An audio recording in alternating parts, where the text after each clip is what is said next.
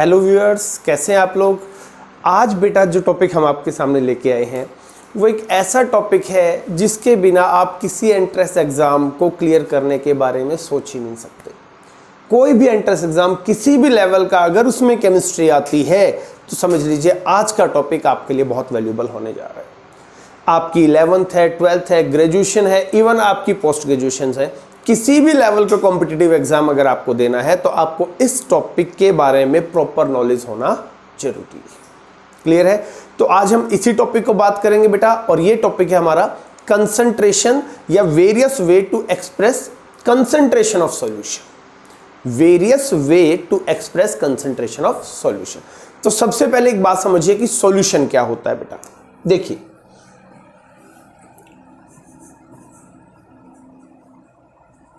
solution, a homogeneous mixture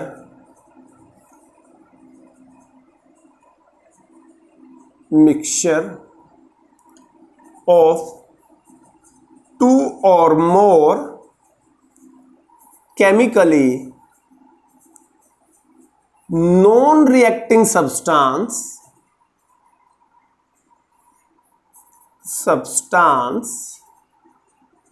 whose composition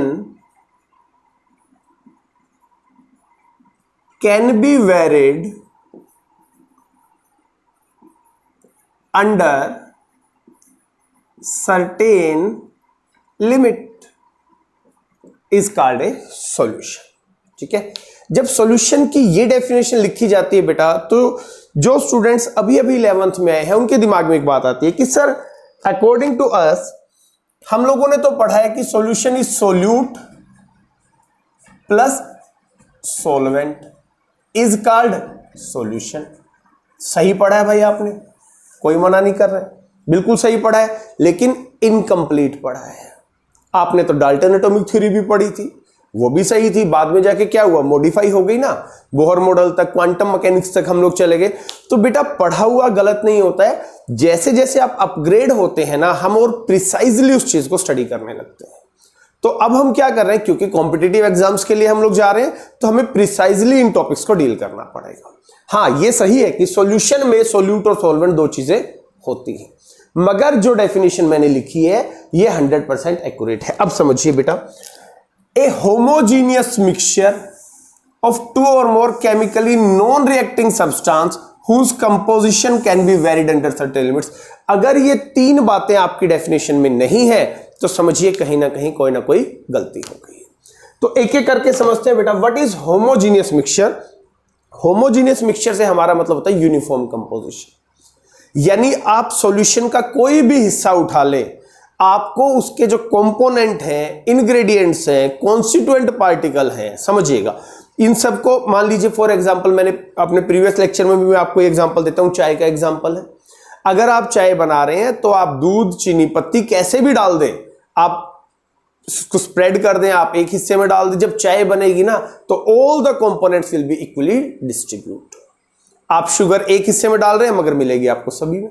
तो this is called homogeneous mixture. जो constituent particle है बेटा जिससे आपकी चाय बनी है, उसके अंदर आप चाय का कोई भी सैंपल लीजिए, आपका जो शुगर का टेस्ट है, आपका जो चाय पत्ती का टेस्ट है, दूध है, अदरक है, जो भी है वो इक्वली डिस्ट्रीब्यूट हो जाएगा। पहली बात, this is called homogeneous mixture. जैसे कि air is a homogeneous mixture. Nitrogen oxygen की परसेंटेज फिक्स है भैया, दुनिया के किसी भी कोने में चले जाइए आप, ठीक है। सेकेंड वन इज बेटा केमिकली नॉन रिएक्टिंग सब्सटेंस। अब समझिए, देखिए मैंने प्रीवियस लेक्चर में भी डिस्कस किया था, केमिस्ट्री दो तरीके से चलती है बेटा। A plus B will form C। अगर A और B मिलकर C बना रहे हैं तो इसे हम रिएक्शन कहते हैं, ठीक है। But if A plus B will form AB, इसे हम सॉल्यूशन कहते हैं, इसे हम रिएक्शन कहते हैं, ठीक है। तो आज जो हम लोग पढ़ने जा रहे हैं बेटा वो अभी हमने सॉल्यूशन की डेफिनेशन पढ़ी है। क्लियर है? आ रही है बात समझ में? तो एक्चुअल में जो आपने प्रीवियस क्लासेस में पढ़ा है जूनियर में, बात तो वो भी सही है, सोल्यूट प्लस सॉल्वेंट। और साथ में आपने ये भी पढ़ा होगा कि भाई जो लेस अमाउंट में है बेटा वो क्या हो जाएगा, सोल्यूट हो जाएगा। और जो लार्ज अमाउंट में है वो क्या हो जाएगा, सॉल्वेंट हो जाएगा। ठीक है, लेकिन अगर दोनों इक्वल है तो if both solute and solvent are in equal amount, in that case किसको सोल्यूट मानेंगे किसको सॉल्वेंट मानेंगे भैया? तो ऐसे केस में अगर आप कभी आ जाएं कि अमाउंट ऑफ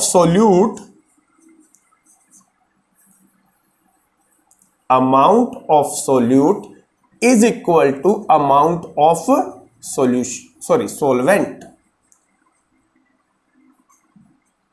सॉल्वेंट, तो ऐसे केस में क्या करना होता है बेटा, जो फिजिकल स्टेट ऑफ सॉल्यूशन होती है वही उसका सॉल्वेंट या उसके सॉल्यूट को एक तरीके से डिसाइड करती है। तो मान लीजिए अगर आपने ए और बी को मिक्स किया, ये सॉलिड है ये लिक्विड है, दोनों का इक्वल अमाउंट है, ए बी बन गया, but A B liquid form में है। ठीक है, जैसे पानी ले लेते हैं, शुगर और पानी, वाटर है आपके पास, तो क्या बनेगा, शुगर सॉल्यूशन एक्वस। तो अगर ये लिक्विड फॉर्म में है तो आपका जो लिक्विड होगा वो सॉल्वेंट कंसीडर होगा बेटा जी, और जो आपका सॉलिड है वो सॉल्यूट कंसीडर होगा। ये भी आपको ध्यान रखना है। ठीक है, तो homogeneous mixture of chemically non reacting substance whose composition can be varied under certain limits. Composition से मतलब होता है बेटा जी percentage. Composition can be varied, बदली जा सकती है, अंडर ए सर्टेन लिमिट, एक लिमिट तक। फॉर एग्जाम्पल समझिएगा बेटा, मेरे पास एक ग्लास पानी है, मैं उसमें 2 चम्मच शुगर की ऐड कर रहा हूं, डिसॉल्व कर रहा हूं, शुगर सॉल्यूशन बन गया। मैंने 3 चम्मच ऐड कर दी, शुगर सॉल्यूशन बन गया। लेकिन अगर मैं चीनी की बोरी पर 1 गिलास पानी फेंक के मारूं, अभी इंग्रेडिएंट्स या कंपोनेंट तो वही है, पानी और शुगर, लेकिन क्या उस बोरी पे जो मैंने पानी मारा है वो शुगर सॉल्यूशन बन गया? नहीं बना भाई, क्योंकि मैंने जो कंपोजिशन है ना, परसेंटेज है शुगर की, वो ड्रास्टिकली चेंज कर दी। शुरू में मैं क्या कर रहा था, 1 2 3 समझ में आता है, 4 कर दो भैया, 5 कर दो, अरे 5000 थोड़ी कर दोगे। तो composition can be varied under certain limit, एक लिमिट तक ही कंपोजिशन बदलेंगे। अगर लिमिट से ज्यादा बदल दी तो आपके सॉल्यूशन का नेचर भी बदल जाएगा। क्लियर है? आ रही है बात समझ में? तो 3 चीजें, होमोजीनियस, केमिकली नॉन रिएक्टिंग और composition can be varied under certain limits. Solute plus solvent is called solution, ये सही है। जो लेस अमाउंट में है सोल्यूट, ये भी सही है। जो लार्ज अमाउंट में है वो सॉल्वेंट, ये भी सही है। मगर if both are in equal amount, तब आपको जाना है भैया फिजिकल स्टेट। अगर फिजिकल स्टेट में वो लिक्विड है तो आपका सॉल्वेंट लिक्विड होगा, अगर वो सॉलिड है तो आपका फिर जो सॉलिड है वो आपका सॉल्वेंट कंसिडर होगा। क्लियर है? और याद रखिएगा, A plus B if they react and form C, that is called reaction. A plus B if they mix and form AB, not C, that is called solution. Clear है? तो हमें क्या करना है बेटा जी, आज हमें सॉल्यूशन के बारे में डीपली नहीं पढ़ना है। सॉल्यूशन तो आप 12th की क्लासेस में पढ़ेंगे, वहां पे आपको बहुत अच्छे से बताया जाएगा। यहां पर हमें पढ़ना है various way to express concentration of solution. ठीक है, सॉल्यूशन की कंसंट्रेशन को एक्सप्रेस करने का तरीका। कहते सर ये कंसंट्रेशन होता क्या है? कंसंट्रेशन बेटा जी आप इसको ये समझ सकते हैं कि अगर बिल्कुल सिंपल लैंग्वेज में समझना है तो ना के बराबर है, लेकिन अगर डीपली स्टडी कर पाओगे तो शायद सारी उम्र लग जाए। तो पहले मैं आपको बिल्कुल सिंपल वे में बता देता हूं। आप चाय बना रहे हैं, चाय में आपने चीनी 1 चम्मच डाल दी, ठीक है जी, बन गई चाय। दोबारा चाय बना रहे हैं, आपने 2 चम्मच डाल दी। दूसरी बार में जो शुगर है या जो आपकी चाय है दैट इज मोर कंसंट्रेटेड, उसमें शुगर की कंसंट्रेशन ज्यादा है। क्लियर? तो कहीं ना कहीं ये सोल्यूट के अमाउंट को हमें थोड़ा सा एक तरीके से इंडिकेशन देता है बेटा। एक कप चाय है, मान लीजिए उसमें 1 चम्मच चीनी है, दूसरे में 2 चम्मच डाल दी, तीसरे में बाई चांस 3 डाल दी, तो जिसमें 3 चम्मच है बेटा जी वो मोर कंसंट्रेटेड है। ठीक है, आ रही बात समझ में? अब ये कंसंट्रेशन अगर इतना ही सिंपल है तो पढ़ना इतना जरूरी क्यों है भैया? चाय के केस में तो क्या है, आप कम मीठे की चाय पीते हैं, किसी ने आपको ज्यादा मीठे की चाय दे दी, आपने क्या किया, एक सिप ली, आपको लगा ज्यादा मीठा है, आपने मना कर दिया। क्लियर है? आ रही है बात समझ में? आपने चेक कर लिया ना with the help of your taste buds कि भाई चाय ज्यादा मीठी है, मैं नहीं पी सकता, मुझे फीकी या कम मीठे की चाय चाहिए। लेकिन सोचिए जितने भी इंजेक्शंस हैं दुनिया में, जितने भी इंजेक्शंस हैं वो भी एक तरीके के सॉल्यूशंस। अब सोचिए क्या ऐसा हो सकता है कि आपको किसी इंजेक्शन में x amount of medicine add करनी थी, आपने 3x कर दी और पेशेंट को लगा दिया, क्या पेशेंट उठ के बोलेगा कि भैया नहीं मुझे कम का लगाओ? लुढ़क जाएगा भाई। तो कंसंट्रेशन जो होती है बेटा एक बहुत जरूरी चीज है ये समझने के लिए कि हमें कितना अमाउंट ऑफ सोल्यूट सॉल्वेंट में डालना है ताकि हमारी रिक्वायरमेंट, हमारी डिजायर, जो भी हमारी मतलब एक तरीके से रिक्वायरमेंट ही कहेंगे आप इसको, वो कंप्लीट हो जाए। तो वैसे तो बहुत सारे तरीके हैं इसको एक्सप्रेस करने के, लेकिन उसमें से कुछ बहुत जरूरी मेथड जो आपके लेवल पे आएंगे आज हम डिस्कस करेंगे। फिर मैं एक बात बता रहा हूं, कंसंट्रेशन समझ गए?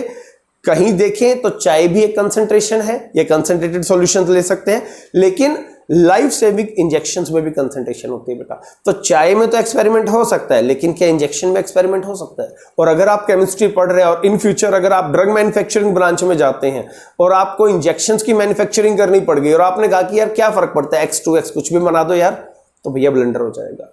आपका जो ड्रग है, आपकी जो मेडिसिन इंजेक्शन है, उसको कभी अप्रूवल ही नहीं मिलेगा, वो फेल हो जाएगा उसका सैंपल। समझ पा रहे हैं आप? तो ऐसे केस में हमें कंसंट्रेशन की बहुत अच्छी सी समझ बेटा जी आज डेवलप करनी है। समझ पा रहे हैं इस बात को?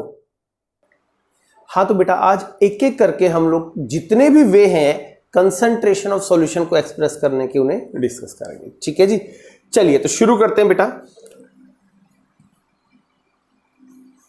Number 1, from strength.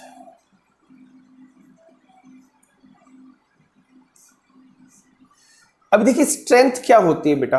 स्ट्रेंथ होती है amount of solute present in per litre of solution. 1 litre solution में आपका सोल्यूट कितने ग्राम है वो उसकी स्ट्रेंथ होती है। ठीक है, तो the definition is amount of solute, the amount of solute present in per litre of solution. 1 litre solution के अंदर कितना सोल्यूट प्रेजेंट है इन ग्राम्स। ठीक है, फॉर एग्जांपल बेटा जी एक क्वेश्चन में डील कर लेते हैं। मान लीजिए 4 ग्राम्स ऑफ स्ट्रेंथ निकालने का तरीका बता रहा हूं। 4 gram of solute present in 250 ml of solution, यानी कि 250 ml मेरा टोटल सॉल्यूशन है और उसमें मेरा सोल्यूट कितना है बेटा? 4 ग्राम है। मुझे क्या करना है? मुझे स्ट्रेंथ निकालनी। अब स्ट्रेंथ निकलती है हमेशा पर लीटर। ठीक है, तो सीधी सी बात है भैया, सीधी कैलकुलेशन करते हैं। इफ 250 ml इज देयर तो आपका सोल्यूट कितना है? 4 ग्राम्स। 1 होगा तो कितना हो जाएगा बेटा? डिवाइडेड बाय 250, और पर लीटर का मतलब 1000 ml, तो क्या हो जाएगा? आप इसे 1000 ml से मल्टीप्लाई कर दीजिए। 416 ग्राम्स पर लीटर। यूनिट का ध्यान रखिएगा बेटा, जो इसकी यूनिट होती है वो होती है ग्राम पर लीटर या फिर ग्राम्स सेंटीमीटर क्यूब इनवर्स। ठीक है, आ रही है बात समझ में? तो सीधा सा तरीका है, किसी भी अमाउंट को दिया जाए जो वॉल्यूम है उससे आपको रिलेट कीजिए 1000। फॉर एग्जांपल मैं कहता हूं कि भाई मेरे पास 200 ग्राम्स ऑफ सोल्यूट है इन 5 litre of solution. Litre of solution कितना है? 5। Calculate its strength. तो स्ट्रेंथ तो पर लीटर निकलेगी ना भैया, तो 5 लीटर अगर है हमारे पास तो सॉल्यूट कितना है? 200। तो 1 में क्या हो जाएगा? पर लीटर के लिए 1 से, दैट इज 40 ग्राम्स पर लीटर। यानी अगर वॉल्यूम कम है तो भी आप पर लीटर पे ले आइए, और अगर वॉल्यूम 1 लीटर से ज्यादा बेटा जी तो भी आप पर लीटर पे ले आइए। इस तरीके से हम स्ट्रेंथ निकालते हैं। Amount of solute present in grams, amount of solute in grams present in per litre of solution. Amount of solute in grams present in per litre of solution is called strength. ठीक है, medicine वगैरह की बेटा जी ये strength ही देखी जाती है कि भाई कितनी स्ट्रेंथ का सॉल्यूशन बनाना है, क्या उसकी स्ट्रेंथ रखनी है, कितने सॉल्यूशन में कितने ग्राम आपका मेडिसिन या कितने ग्राम आपका सॉल्यूट होना चाहिए। तो ग्राम पर लीटर इसकी यूनिट है। अगर वॉल्यूम कम है तो बढ़ा दो, पर लीटर ले जाओ, और अगर 1 लीटर से ज्यादा है तो भी उसको घटाकर पर लीटर ले आओ। That is called our strength. आ रही है बात समझ में? चलिए जी, इसके बाद हम लोग फिर दूसरा टॉपिक नोट करेंगे। एक बार आप इसको नोट कर लीजिए दूसरे टॉपिक को डिस्कस करने से पहले। Now we will look for second way to express concentration बेटा, and that is percent. You can say percent, जिसको हम जनरली ऐसे भी रिप्रेजेंट करते हैं। लेकिन जो परसेंट का क्राइटेरिया है ना बेटा, ये फर्दर 3 आगे सब डिवाइडेड फॉर्म में आ जाता है। फॉर एग्जाम्पल, एक होता है हमारे पास मास परसेंटेज, ठीक है। दूसरी हमारे पास होती है बेटा जी वॉल्यूम परसेंटेज,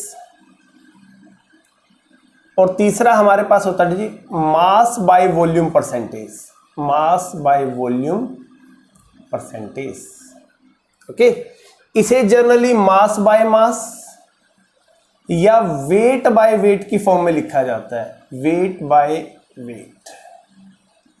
इसे वॉल्यूम बाय वॉल्यूम और इसे मास बाय वॉल्यूम या वेट बाय वॉल्यूम की फॉर्म में रिप्रेजेंट किया जाता है। देखिए, आपने जनरली बहुत सारे सॉल्यूशन घर में देखे होंगे, टेक्निकली जो प्रिपेयर किए जाते हैं लैब्स में। फॉर एग्जांपल डिटोल देखी होगी बेटा, या और कोई आपने कोलिन देखा होगा, आपने ग्लूकोज देखा होगा, ग्लूकोज की डिप कभी किसी को लगी है तो वो आपने देखी होगी। तो जब आप उसको पलट कर देखेंगे ना बेटा, तो वहां पे ना आपको एक कंपोजिशन मिलेगी, वो या तो वेट बाय वेट होगी, या वॉल्यूम बाय वॉल्यूम होगी, या वेट बाय वॉल्यूम होगी। क्लियर है? तो 3 तरीके से हम अपनी परसेंटेज को एक्सप्रेस कर सकते हैं। तो देखिए होता क्या है, सबसे पहले समझते हैं बेटा जी कि भाई ये चलता कैसे है। मास परसेंटेज बेटा, amount of solute, amount of solute in grams present in 100 grams of solution. Strength में पर लीटर ऑफ सॉल्यूशन था बेटा, यहां पे 100 ग्राम्स ऑफ सॉल्यूशन है। फर्क समझ में आ रहा है? तो amount of solute in grams present in 100 grams of solution. चलिए जी, सेकंड, वॉल्यूम बाय वॉल्यूम को कैसे स्टडी करेंगे बेटा? The volume of solute, the volume of solute in millilitre ml present in, or you can say dissolved in 100 ml of solution। Volume by volume का मतलब होता है आपके सोल्यूट की वॉल्यूम टोटल वॉल्यूम में कितनी है, वो मैं एग्जांपल से भी आपको समझाऊंगा। ठीक है जी, that is called volume by volume. अब थर्ड की बात करते हैं बेटा जी, mass by volume. The amount of solute, the amount of solute in grams dissolve in या present in 100 ml of solution. तो परसेंटेज के ये 3 तरीके होते हैं बेटा, ठीक है। Mass by mass, volume by volume और मास बाय वॉल्यूम, जिसको हम मास परसेंटेज, वॉल्यूम परसेंटेज कह सकते हैं, और we can say mass by volume percentage कह सकते हैं। तो यहां एक बार दोबारा देख लेते हैं बेटा कि इसको समझिए। The amount of solute in grams dissolved in 100 ml of solution, the amount of solute in grams dissolved in 100 ml of solution is called mass by volume. ठीक है। अभी यूनिट की अगर हम लोग बात करें बेटा जी, कंसंट्रेशन की कोई ना कोई यूनिट होती है एक्सप्रेस जो करते हैं। मास बाय मास तो यूनिट लेस हो जाएगा क्योंकि मास से मास कैंसिल हो जाएगा। वॉल्यूम बाय वॉल्यूम भी यूनिट लेस हो जाएगा बेटा जी। और यहां क्या है, मास बाय वॉल्यूम तो ग्राम और यू कैन से पर ml, ये आपकी यूनिट आ जाएगी। ठीक है, तो ये दोनों यूनिट लेस है क्योंकि wait by wait cancel, volume by volume cancel, पर यहां ग्राम बाय वॉल्यूम में बेटा तो कैंसिल नहीं होगा, वॉल्यूम ऊपर चला जाएगा। ठीक है, आ रही है बात समझ में? तो ये 3 तरीके से आपके सॉल्यूशन, जो भी सॉल्यूशन आपको मिलता है वो इन्हीं 3 तरीकों में से किसी एक के थ्रू बनते हैं। तो चलिए बेटा एक बार समझते हैं। मान लीजिए if someone says 50% NaOH solution है वेट बाय वेट, फिर वो कहते हैं 50% NaOH का सॉल्यूशन है वेट बाय वॉल्यूम, और you can say initially volume by volume, then they say 50% of NaOH solution weight by volume. अब इनमें फर्क क्या है? ये 3 तरीके से आपको सॉल्यूशन मिल सकते हैं बेटा, हमेशा इन्हीं 3 तरीके से सॉल्यूशन बनता है। 50% NaOH का solution weight by wait, it means 15 grams of NaOH in 100 gram of solution, that is weight by weight। Number 2, percentage volume by volume means 15 ml of NaOH in 100 ml of solution। ठीक है जी, volume by volume है तो दोनों की volume आएगी। अभी क्या है, weight by volume means solute का तो वेट आ जाएगा 50 ग्राम्स ऑफ NaOH, और बेटा जी ये जो बाद वाला हिस्सा होता है ये सॉल्यूशन को रिप्रेजेंट करता है इन 100 ml ऑफ सॉल्यूशन। क्लियर है? तो ये 3 तरीके से बेटा जी हमारी परसेंटेज एक्सप्रेस होती है। तो चलिए अब एक तरीका और बता देता हूं आपको, यहीं पे हम लोग डिस्कस कर लेते हैं। ये हो गया था हमारा सेकंड, स्ट्रेंथ हमारा फर्स्ट था बेटा जी। तो अभी थर्ड देखिए बेटा, third is known as ppm और we can say parts per million.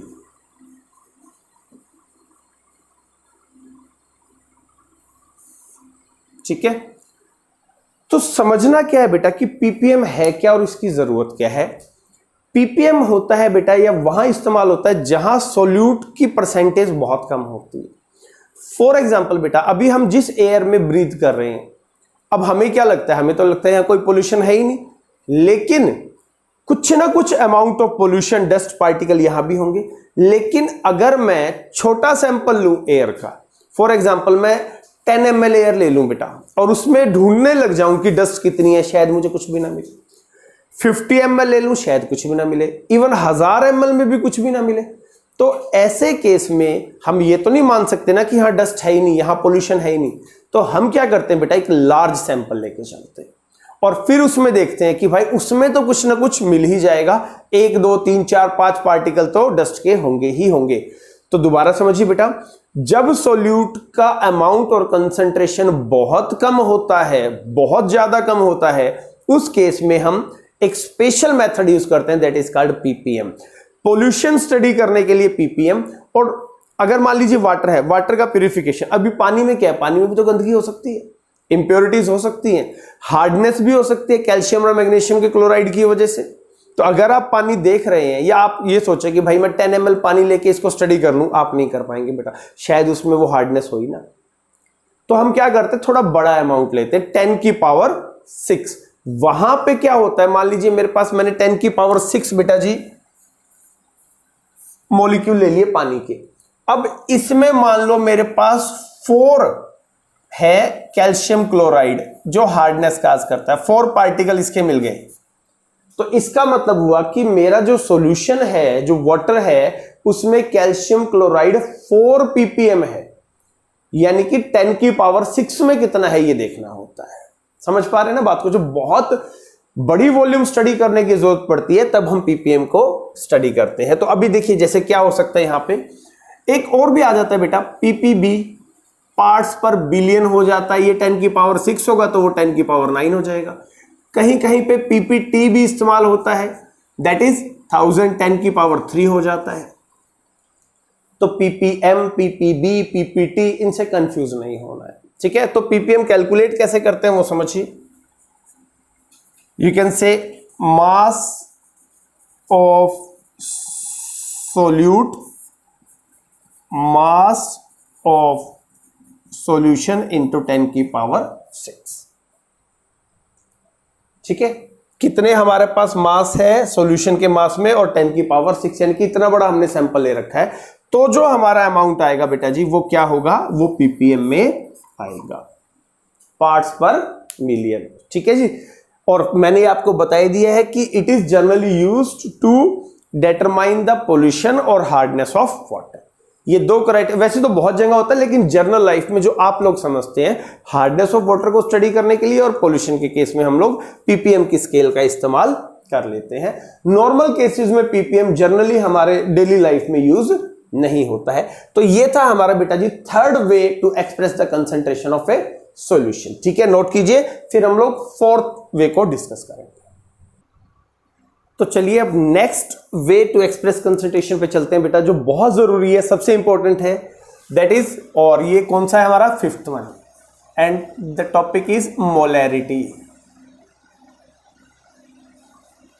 Molarity को हम केमिस्ट्री में बेटा जी कैपिटल M से रिप्रेजेंट करते हैं। We represent it with capital M। अगर बात करें इसकी डेफिनेशन की, the number of moles of solute, the number of moles of solute dissolved in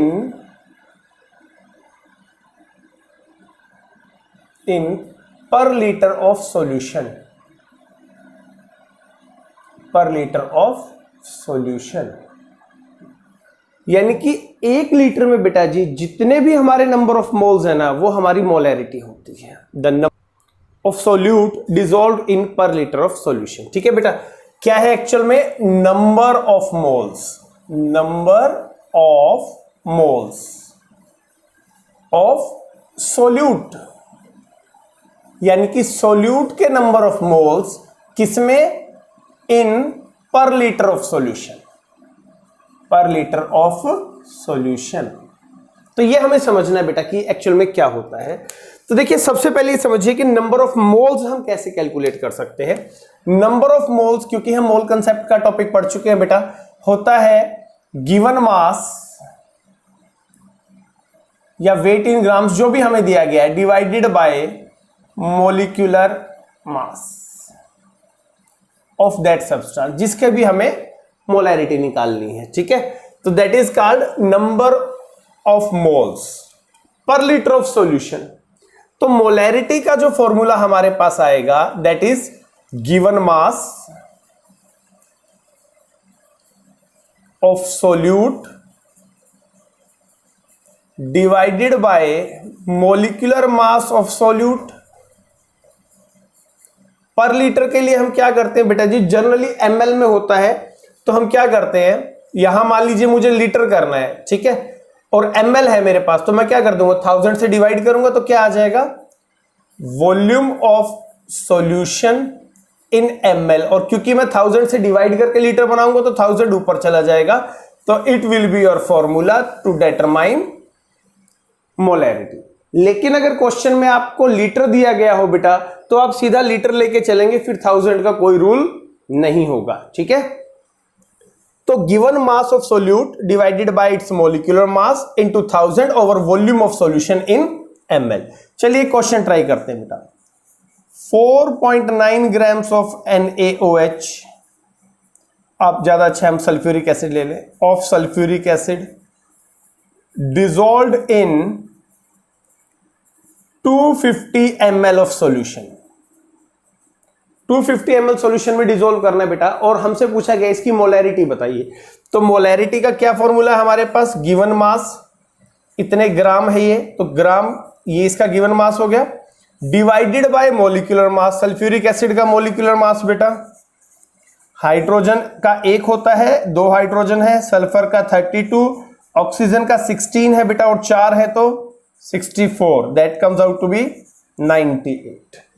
तो 98 इसका मोलिकुलर मास है into 1000 over volume of solution in ml, that is 250। तो अब जो कैंसिल हो रहा है वो कैंसिल आउट कर देंगे बेटा जी, 4 आ जाएगा। अब मान लीजिए हम क्या करते हैं, इसको स्ट्रेट फॉरवर्ड सिंप्लीफाई करने के लिए ये आ जाएगा आपके पास, तो 2 हो जाएगा। तो ये जो हमारी मोलैरिटी आएगी that is 0.2 molar. This is the way to calculate your molarity. कोई भी कंपाउंड आपको मिल जाए बेटा, कोई भी कंपोजिशन हो, given mass divided by molecular mass into 1000 over volume of solution in ml। इस तरीके से हम अपनी मोलैरिटी निकालते हैं। ठीक है, अभी मोलैरिटी के बारे में कुछ खास बातें बेटा। Number 1, molarity is dependent upon temperature, dependent upon temperature. पहले तो समझिए क्यों, और फिर यह समझना है कि मैं आपको यह बात क्यों बता रहा हूं। देखिए, टेम्परेचर पे डिपेंडेंट है। इसकी वजह क्या है? हमारे इस फॉर्मूले में ध्यान से देखिए बेटा, वॉल्यूम आ रहा है, और आपको पता है अगर हम टेम्परेचर वेरी करते हैं, मान लीजिए 20 से 30 ले गए, 30 से 40 ले गए, तो क्या होगा? वॉल्यूम बदल जाएगी। मान लीजिए पहले मैं कोई भी क्वेश्चन 20 डिग्री सेल्सियस पे सॉल्व कर रहा हूं, ठीक है, और मेरी कुछ मोलैरिटी आ गई, कुछ भी एक्स मान लीजिए, फिर मैं उसको ले गया 40 डिग्री पे, 40 डिग्री पे वॉल्यूम क्या हो जाएगी, वॉल्यूम बढ़ जाएगी। और molarity is inversely proportional to the volume. Mass पे तो कोई फर्क नहीं पड़ेगा, मगर वॉल्यूम इंक्रीज हो जाएगी तो आपकी मोलैरिटी डिक्रीज हो जाएगी। तो ऐसे लॉजिक्स बेटा, ऐसे कंसेप्ट जहां पर बहुत ज्यादा चेंज इन टेम्परेचर होता है, वहां हम कोशिश करते हैं कि मोलैरिटी का इस्तेमाल ना करें। ये आप आगे चल के 12th में पढ़ेंगे, colligative properties, elevation in boiling point और डिप्रेशन इन फ्रीजिंग पॉइंट। जहां टेम्परेचर में बहुत ज्यादा चेंजेस होते हैं वहां हम मोलैरिटी का यूज नहीं करते हैं। ठीक है, चलिए जी। तो पहली बात, molarity is dependent upon temperature. कैसे है? क्योंकि टेम्परेचर और वॉल्यूम डायरेक्टली प्रोपोर्शनल है। Temperature is directly proportional to volume and molarity is inversely proportional to volume. तो अगर आप टेम्परेचर बढ़ाएंगे तो आपकी वॉल्यूम बढ़ जाएगी, और अगर वॉल्यूम बढ़ गई तो आपकी मोलैरिटी कम हो जाएगी। ठीक है, तो जनरली हम स्टैंडर्ड कंडीशन में या एक ही टेम्परेचर पे जो वॉल्यूम होते हैं उसी पे स्टडी करते हैं। ड्यूरिंग आपके कंसेप्ट टेम्परेचर में वेरिएशन नहीं होनी चाहिए। चलिए जी, नेक्स्ट बेटा, it is an extensive property. Extensive property, अभी एक्सटेंसिव प्रॉपर्टी क्या होती है वो समझिए बेटा। हमारे पास आप थर्मोडायनेमिक्स में पढ़ेंगे, एक्चुअल में दो तरीके की प्रॉपर्टीज होती हैं, एक इंटेंसिव और एक एक्सटेंसिव। वो प्रॉपर्टीज जो अमाउंट पे डिपेंड करें आर कॉल्ड एक्सटेंसिव प्रॉपर्टीज, और जो प्रॉपर्टीज अमाउंट पे डिपेंड ना करे बेटा जी आर कॉल्ड इंटेंसिव प्रॉपर्टी। ठीक है, समझ रहे हैं? तो मान लीजिए बेटा, एक्सटेंसिव प्रॉपर्टी क्योंकि अमाउंट पे डिपेंड करती है और नंबर ऑफ मोल भी किसको रिप्रेजेंट करता है, अमाउंट को, तो जो हमारी मोलैरिटी है वो एक्सटेंसिव प्रॉपर्टी है। इंटेंसिव प्रॉपर्टी से मैं आपको बताता हूं एक्चुअल में कैसे। For example, density of a solution है वो इंटेंसिव है। आप छोटा सैंपल लीजिए, बड़ा सैंपल लीजिए, कोई फर्क नहीं पड़ेगा। टेम्परेचर ऑफ ए सिस्टम है, इस रूम के अगर मान लीजिए मैं दो हाफ कर दूं तो लेफ्ट हैंड साइड में या राइट हैंड साइड में जो भी टेम्परेचर होगा वो सेम होगा, दैट इज इंटेंसिव प्रॉपर्टी। जो नेचर पे डिपेंड करे, अमाउंट पे ना करे, इंटेंसिव, और जो अमाउंट पे डिपेंड करे वो एक्सटेंसिव। तो मोलैरिटी किस पे डिपेंड करे, number of mole, that is an amount, तो it is an extensive property. ठीक है, आया समझ में? चलिए नेक्स्ट देखते हैं बेटा जी, टाइप्स ऑफ मोलैरिटी।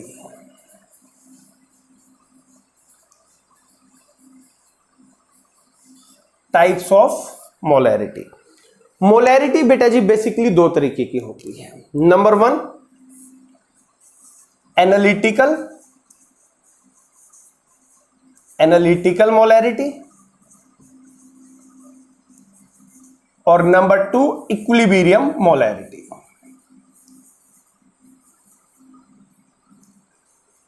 बहुत जरूरी है बेटा, ध्यान से देखिए। Molarity is of two types, analytical molarity and equilibrium molarity.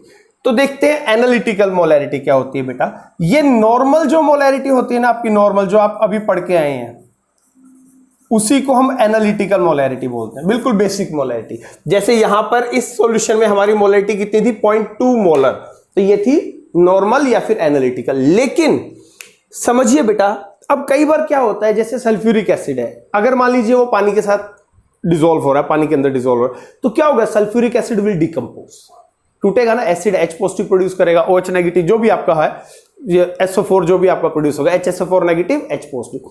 अब जैसे ही वो पानी में जाके H पॉजिटिव रिलीज करेगा, उसकी कंसंट्रेशन में चेंज आने लग जाएगा, उसके नंबर ऑफ मोल्स ग्राम्स में चेंज आने लग जाएगा, तो क्या होगा, जो मोलैरिटी है वो बदल जाएगी। तो एक्चुअल में एनालिटिक मोलैरिटी क्या होती है बेटा, molarity of individual species during dissolution, या जो भी आपकी रिएक्शन हो। ठीक है, आई है बात समझ में? तो चलिए एक बार नोट डाउन कीजिए, फिर मैं आपको इक्विलिब्रियम और एनालिटिकल मोलैरिटी कैसे कैलकुलेट करते हैं इसके बारे में बताता हूं। तो बेटा आप समझते हैं कि एनालिटिकल और इक्विलिब्रियम की जो मोलैरिटी है वो कैसे स्टडी होती है। ठीक है जी, that is molarity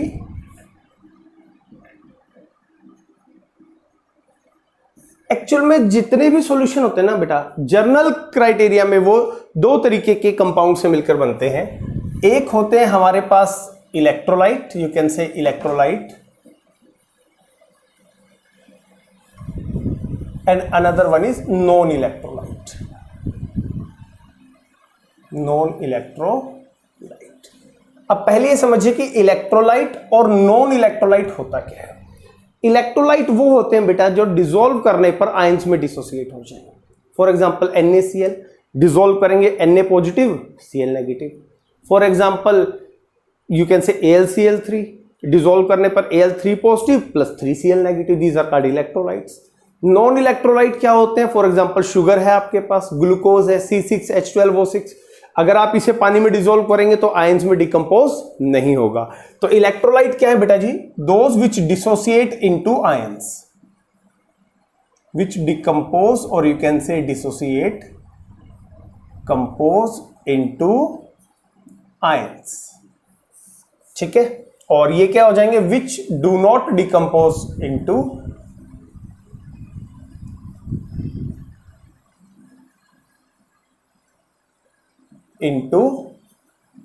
ions. Example NaCl, AlCl3, CH3COOH. Example C6H12O6 glucose होता है,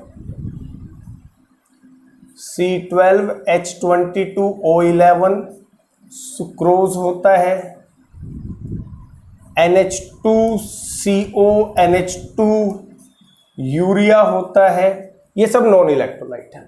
बहुत सारे हैं, मैंने कुछ एग्जांपल आपके सामने रखे हैं, ठीक है जी। तो इलेक्ट्रोलाइट भी फर्दर बेटा जी दो कैटेगरी में डिवाइड होते हैं, strong electrolyte and weak electrolyte. अभी स्ट्रॉन्ग इलेक्ट्रोलाइट क्या? Those which decompose almost complete. हम मानते हैं कि 100% टूट जाए, जो जैसे 100 NaCl को पानी में डाला बेटा, अभी वो 100 के 100 टूट जाए, 100 Na पॉजिटिव बन जाए, 100 Cl नेगेटिव बन जाए। तो ऐसे इलेक्ट्रोलाइट ऑलमोस्ट क्या है? स्ट्रॉन्ग इलेक्ट्रोलाइट की कैटेगरी में। 95%, 99% ये सब स्ट्रॉन्ग की कैटेगरी में आते हैं। वीक क्या है बेटा जी? जो कंप्लीट डिसोसिएट ना हो, 20% हो जाए, 40% हो जाए, 50%। हालांकि कोई हार्ड एंड फास्ट लाइन नहीं है, लेकिन generally those who do not dissociate maximum 90% से अगर नीचे है, या अगर ज्यादा और ज्यादा आप बिल्कुल 10% 20% हो रहा है, तो वो क्या होंगे? वो क्लियरली वीक इलेक्ट्रोलाइट होंगे, लेकिन कोई hard and fast distinguish line के बीच में नहीं है। तो चलिए, अभी स्ट्रॉन्ग इलेक्ट्रोलाइट के केस में जो मोलैरिटी है, अब कितने तरीके की थी? एनालिटिकल और इक्विलिब्रियम। अब मान लीजिए केस फर्स्ट मैं ले रहा हूं भैया स्ट्रॉन्ग इलेक्ट्रोलाइट, ठीक है, दैट इज HCl, और कितना है मेरे पास? ये मान लीजिए 1 मोलर है शुरू में। अब it will decompose and produce, ऐसे टूटेगा बेटा, H पॉजिटिव और Cl नेगेटिव। मान लीजिए शुरू में ये कितना है बेटा जी? 1, ये कितना है? 0 0, और अगर ये डिकम्पोज हो गया तो ये कितना? 0, ये कितना? 1, और ऐसे ही होगा। तो अब समझिए बेटा, HCl जो है, एक कौन कौन सी मोलैरिटी होगी? एनालिटिकल मोलैरिटी, और दूसरी क्या होगी हमारे पास? Equilibrium molarity. अभी एनालिटिकल मोलैरिटी होती है बेसिक, यानी कि जो हमें दी गई शुरुआत में जो होती है, बिल्कुल शुरुआत में। तो कितनी है एनालिटिकल मोलैरिटी? यहां मेरे पास 1 है। इक्विलिब्रियम मोलैरिटी वो होती है बेटा जब वो डिसॉल्व होना शुरू कर दे, उस टाइम पे उसकी जो मोलैरिटी। अब यहां देखिए डिसॉल्व रिएक्शन के दौरान कितना है? 0, तो इसकी इक्विलिब्रियम मोलैरिटी हो गई 0। अगर मैं बात करूं H पॉजिटिव की बेटा, इनिशियली इसकी मोलैरिटी कितनी है? 0, यानी कि इसकी एनालिटिकल मोलैरिटी तो 0 है, लेकिन रिएक्शन के दौरान, डिसोल्यूशन के दौरान इसकी मोलैरिटी कितनी होगी? 1, तो इक्विलिब्रियम मोलैरिटी 1 है। Cl नेगेटिव, एनालिटिकल 0 और ये 1। तो स्ट्रॉन्ग इलेक्ट्रोलाइट के केस में इस तरीके से हम एनालिटिकल और इक्विलिब्रियम मोलैरिटी को स्टडी कर सकते हैं, ठीक है। फिर से देख लीजिए बेटा, जो शुरू में दी जाती है HCl की बेसिक, इनिशियली जो मान लिया गया कि भैया हमने इतना डाला है, तो वो होगी एनालिटिकल। अभी जब रिएक्शन होगा तो HCl तो खत्म हो जाएगा ना, क्योंकि स्ट्रॉन्ग है, पूरा टूट जाएगा। तो 0 जो है ये उसकी इक्विलिब्रियम मोलैरिटी है। अब H शुरू में क्या है? 0 0, तो क्या हुई? एनालिटिकल होगी दोनों की 0, लेकिन आफ्टर सम टाइम दोनों 1 1 हो गए, तो दोनों की इक्विलिब्रियम मोलैरिटी आ गई 1 और 1। स्ट्रॉन्ग इलेक्ट्रोलाइट के केस को हम ऐसे स्टडी करते हैं, ठीक है। तो चलिए अब देखते हैं, अगर कोई वीक इलेक्ट्रोलाइट हमारे पास है, मान लीजिए HA है बेटा, और ये एक वीक इलेक्ट्रोलाइट है। वीक इलेक्ट्रोलाइट को बेटा रिवर्सिबल के थ्रू हम लोग दिखाते हैं H positive plus A negative. ठीक है, अभी इसके मान लीजिए इनिशियल मोलैरिटी या कंसंट्रेशन हमें C दी गई है। शुरुआत में क्या होगा बेटा जी 0 0। अब ये स्ट्रॉन्ग नहीं है ना, तो स्ट्रॉन्ग होता तो कंप्लीट टूट जाता। जब स्ट्रॉन्ग नहीं होते ना बेटा तो हम कहते हैं कुछ हिस्सा टूटेगा, 10%, 20%, 30%। तो कैसे रिप्रेजेंट करते हैं C माइनस C अल्फा, और जितना ये टूटा ये दोनों उतने ही बनेंगे। सोच के देखिए भाई, ये बन किससे रहे हैं, जो हिस्सा इसका टूट रहा है। टूटा कितना C अल्फा, तो क्योंकि स्टोकियोमेट्रिक 1 1 है तो ये भी 1 और ये भी 1। तो अब देखते हैं बेटा जी HA की एनालिटिकल मोलैरिटी और इक्विलिब्रियम मोलैरिटी। अभी एनालिटिकल मोलैरिटी तो इसकी यहां पे C हो गई बेटा, शुरुआत में जो ली थी। अगर इसमें से मैं C कॉमन ले लूं, समझिए C माइनस C अल्फा, क्या करूं मैं C कॉमन ले लूंगा तो 1 माइनस अल्फा, ये हो गए भैया इसकी इक्विलिब्रियम मोलैरिटी। H पॉजिटिव की बात करते हैं बेटा जी, एनालिटिकल मोलैरिटी तो 0 है, इक्विलिब्रियम मोलैरिटी C अल्फा है। A नेगेटिव की बात करेंगे तो 0 और C अल्फा। तो वीक इलेक्ट्रोलाइट के केस में आपको डिग्री ऑफ डिसोसिएशन का ध्यान रखना पड़ेगा। ठीक है, समझ में आया। मोलैरिटी भी दो तरीके की होती है बेटा, एनालिटिकल और इक्विलिब्रियम मोलैरिटी। चलिए जी, अब बात करते हैं नॉन इलेक्ट्रोलाइट की। नॉन इलेक्ट्रोलाइट वो है बेटा जी जो डिकम्पोज होते ही नहीं। तो इस केस में क्या होता है, analytical molarity in case of non electrolytes, non electrolytes, analytical molarity is equal to equilibrium molarity. Analytical molarity और इक्विलिब्रियम मोलैरिटी बेटा जी हमेशा बराबर रहती है in case of non electrolytes. ठीक है, तो ये थे हमारे दो टाइप्स मोलैरिटी के बेटा जी, एनालिटिकल और इक्विलिब्रियम मोलैरिटी। ठीक है, नोट कीजिए, फिर नेक्स्ट टॉपिक को डिस्कस करते हैं। अब हमें समझना है बेटा कुछ फॉर्मूलाज हैं जो आपके न्यूमेरिकल में हेल्प करेंगे। वो है रिलेशनशिप बिटवीन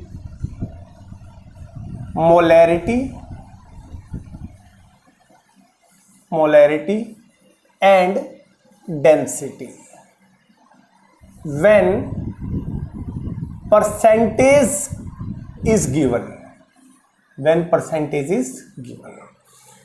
तो समझिए बेटा यहां एक स्ट्रेट फॉरवर्ड आप फॉर्मूला लगाएंगे और आपका न्यूमेरिकल हो जाएगा।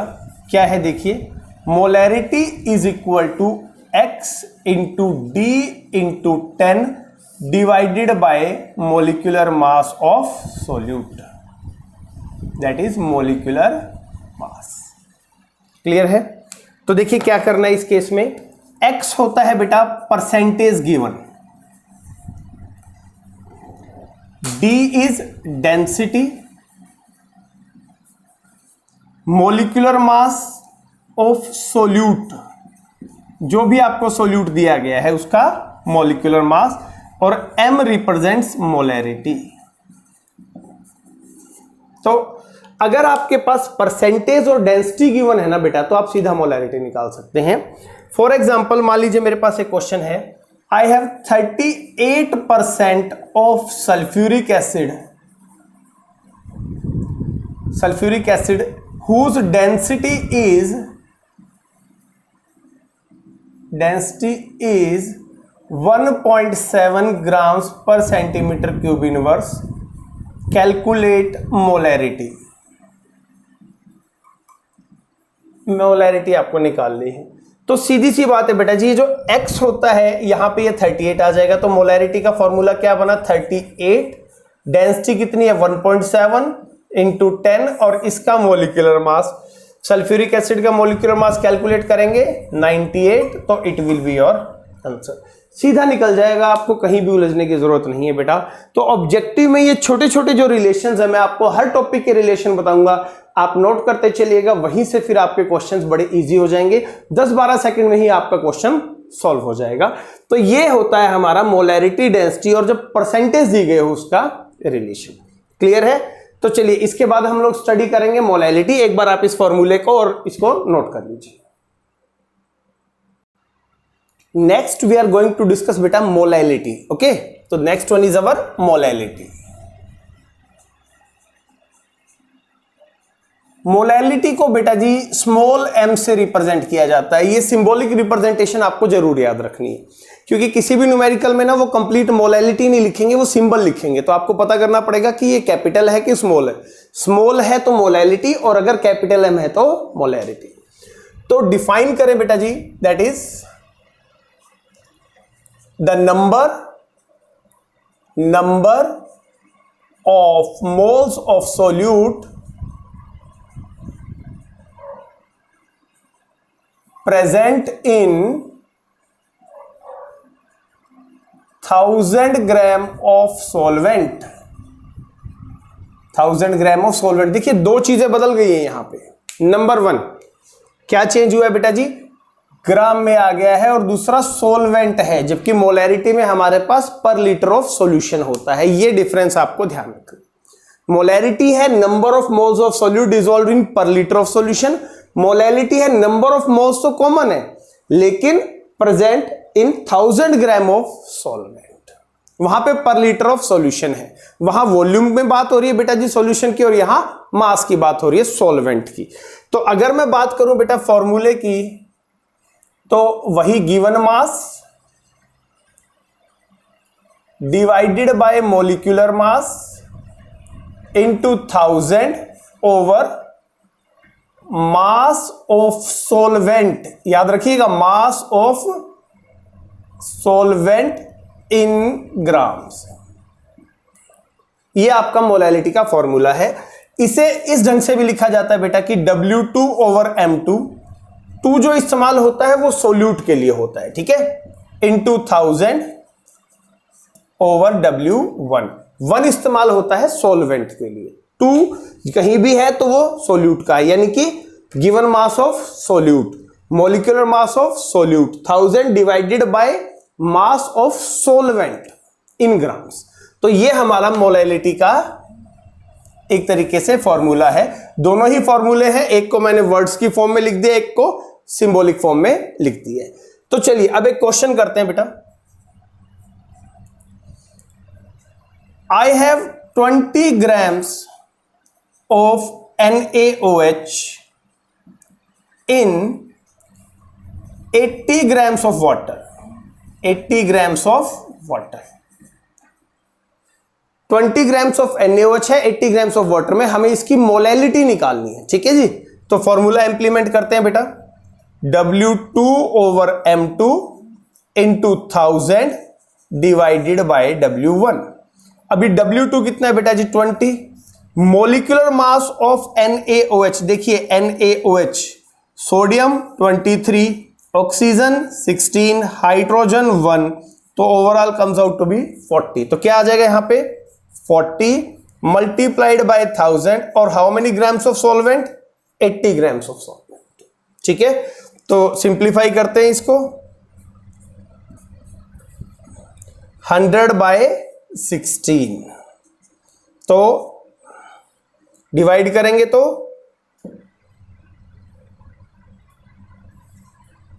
समथिंग इतना आपका मोलैलिटी आ जाएगी, ठीक है। अब यहां पे एक चीज और भी हो सकती है बेटा, इसी क्वेश्चन को एक तरीके से और दिया जा सकता है कि 20 grams of NaOH in 100 grams of solution, calculate its molality. तो यहां पे हमें सॉल्वेंट ना देके बेटा सॉल्यूशन दे दिया। अब आपको पता है सॉल्यूशन क्या होता है, सोल्यूट प्लस सॉल्वेंट। अभी सॉल्यूशन कितना है 100 ग्राम्स, सोल्यूट कितना है 20 ग्राम्स, तो यहां से हम अपना सॉल्वेंट निकाल सकते हैं। कितना आ जाएगा बेटा सॉल्वेंट जो आपका आएगा, that will be 80 grams.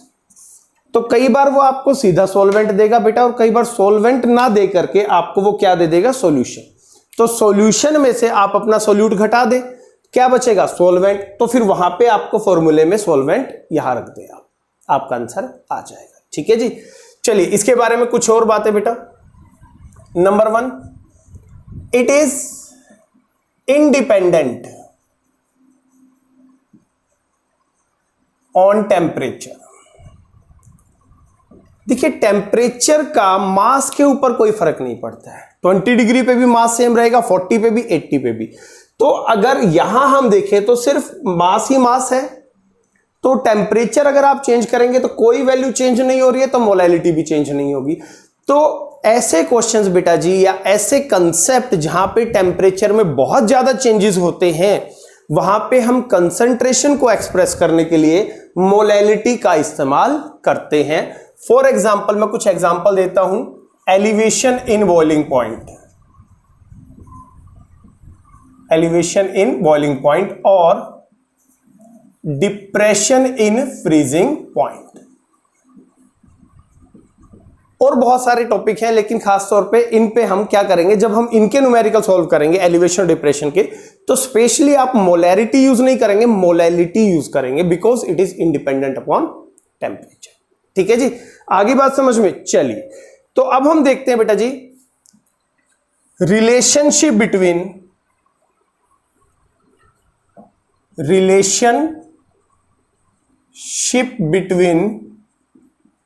Molarity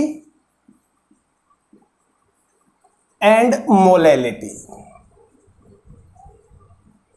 relationship between molarity and molality. तो देखिए जब भी कभी आपका ये आ जाना कि मोलैरिटी दे दे हमें और मोलैलिटी निकालना हो, तो एक बेसिक सा तरीका फॉलो करना, आपको बता रहा हूं, 20 सेकंड में आपका न्यूमेरिकल सॉल्व हो जाएगा। इसके लिए एक बात समझिए बेटा, मान लीजिए मेरे पास फॉर एग्जांपल ये कोई सॉल्यूट है, ये कोई सॉल्वेंट है बेटा, और they are going to form a solution. ये मेरा सॉल्यूशन बन गया। ये क्या है मेरा सॉल्वेंट, ये क्या है मेरा सॉल्यूट, और ये क्या है बेटा जी मेरा सॉल्यूशन। ठीक है, अभी फॉर एग्जांपल एक क्वेश्चन है, 5 मोलर NaOH, NaOH का सॉल्यूशन है, कैलकुलेट इट्स मोलैलिटी। ये हमारा क्वेश्चन है। ठीक है जी, तो समझिए बेटा 5 मोलर का मतलब क्या होता है, what is the meaning of 5 molar. 5 molar का मतलब है कि 1 लीटर सॉल्यूशन में 5 मोल NaOH के। ठीक है, तो इट मींस मेरे पास यहां कितने मोल है, 5 मोल्स। सॉल्यूशन कितना है बेटा जी, 1 लीटर। ठीक है, अभी 1 मोल का मास निकाल लेंगे हम, NaOH का मोल है, तो NaOH का जो 1 मोल होगा उसका मास कितना आ जाएगा, that comes out to be 40 grams. लेकिन सॉल्यूशन में मेरे पास कितने, 1 मोल है कि 5 मोल है, 5 मोल्स है बेटा। तो इसका मतलब इस सॉल्यूशन में मेरे पास 40 इंटू 5 मीन्स 200 ग्राम्स सॉल्यूट है। ठीक है जी, क्योंकि 5 मोलर सॉल्यूशन है, और 5 मोलर का मतलब क्या है, 5 मोल्स इन 1 लीटर। ठीक है, ऐसे क्वेश्चन में आपको डेंसिटी जनरली दी जाती है बेटा, लेकिन अगर पानी है तो उस केस में आप डेंसिटी अज्यूम करेंगे, दैट इज 1। तो मान लीजिए मैं मान लेता हूं कि यहां डेंसिटी कितनी है, 1 ग्राम सेंटीमीटर क्यूब इनवर्स। तो चलिए जी, अगर ये मेरे पास सॉल्यूशन है, सॉल्यूशन का वॉल्यूम कितना है, 1 लीटर, और यू कैन से 1000 ml। डेंसिटी कितनी है बेटा जी, 1 ग्राम पर सेंटीमीटर क्यूब इनवर्स। तो मैं मास निकाल सकता हूं, क्या रिलेशन होता है, डेंसिटी क्या है, mass by volume. So we can say mass is equal to density into volume. Density कितनी है, 1 है, और वॉल्यूम कितना है, 1000, तो 1 into 1000 comes out to be 1000 gram. तो इस क्वेश्चन में मेरे पास जो मास ऑफ सॉल्वेंट आ गया बेटा जी, वो आ गया 1000 ग्राम। सोल्यूट का मुझे पता है, तो मैं क्या करूं, सॉल्यूशन का कितना है 1000, सोल्यूट का कितना है 200, सॉल्वेंट का निकाल सकता हूं, तो सॉल्वेंट का मास क्या आ गया बेटा, that comes out to be 800 grams. अब मोलैलिटी का फॉर्मूला लगा दो, कैसे, मोलैलिटी क्या है, गिवन मास कितना है, गिवन मास 200, मोलिकुलर मास कितना है 40 इंटू 1000, और मास ऑफ सॉल्वेंट कितना आ गया 800। अब सॉल्व कर लेते हैं इसको।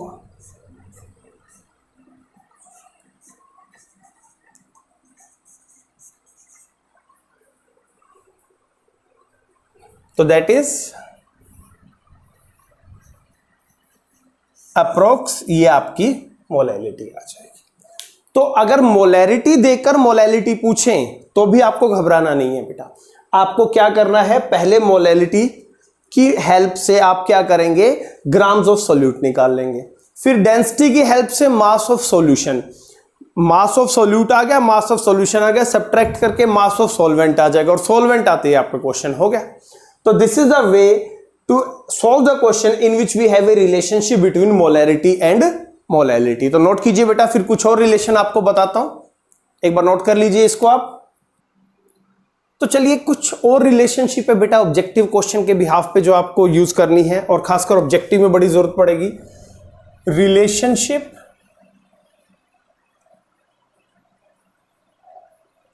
बिटवीन मोलैरिटी,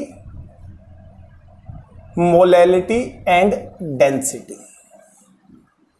तीनों के बीच में क्या रिलेशन है वो डिस्कस करते हैं। दो रिलेशंस है बेटा जो ऑब्जेक्टिव में हमारे लिए बड़ी हेल्पफुल रहेंगी। तो देखिए सबसे पहले हम लोग जो रिलेशन देखते हैं बेटा जी वो क्या है, दैट इज ऑफ मोलैलिटी का रिलेशनशिप है हमारे पास। मोलैलिटी का रिलेशनशिप क्या कहता है बेटा, 1000 into density minus m into m2, ये फर्स्ट रिलेशनशिप है। अब इसमें समझिए है क्या, m रिप्रेजेंट्स योर मोलैलिटी। देखिए पूरी रिलेशन डिराइव होती है, लेकिन अभी आपको डेरिवेशन की जरूरत नहीं है, आप सीधा फॉर्मूला याद करें क्योंकि डिराइव नहीं करवाई जाती है आपसे। फिर भी हम लोग किसी नेक्स्ट लेक्चर में आपको ये डिराइव करके दिखा देंगे कि एक्चुअल में आई कैसे, पर फिलहाल सिर्फ हमारा फोकस रहेगा कि रिलेशनशिप जो आपको याद करनी है बेटा जी। m फॉर मोलैलिटी बेटा जी, that is molarity, capital M means molarity. D for density, M again molarity, M2 mass of solute, molecular mass of solute you can say. तो अगर आपके पास ये इंफॉर्मेशन है जो आपको मिलेंगी क्वेश्चन में, आपको क्या करना है, 1000 into molecular mass divided by 1000 into density minus molarity into molecular mass of solute, आपका सीधा मोलैलिटी निकल जाएगा। फिलहाल आप इस रिलेशन को दिमाग में सेट कर लें, बहुत सारे ऑब्जेक्टिव में आपको इसकी जरूरत पड़ने वाली है। इसी क्वेश्चन में हमसे बेटा जी, इसी फॉर्म को आगे डिराइव करते हैं हम लोग, इसी क्वेश्चन में हमसे डेंसिटी भी पूछी जा सकती है कि डेंसिटी कैसे आएगी। तो डेंसिटी को निकालने का जो फॉर्मूला हमारे पास बनेगा बेटा जी, that is density is equal to molarity to 1 by molality minus molecular mass of solute divided by 1000। ये दो रिलेशनशिप है बेटा, बहुत सारे ऑब्जेक्टिव क्वेश्चन में आपके लिए हेल्पफुल रहेगी।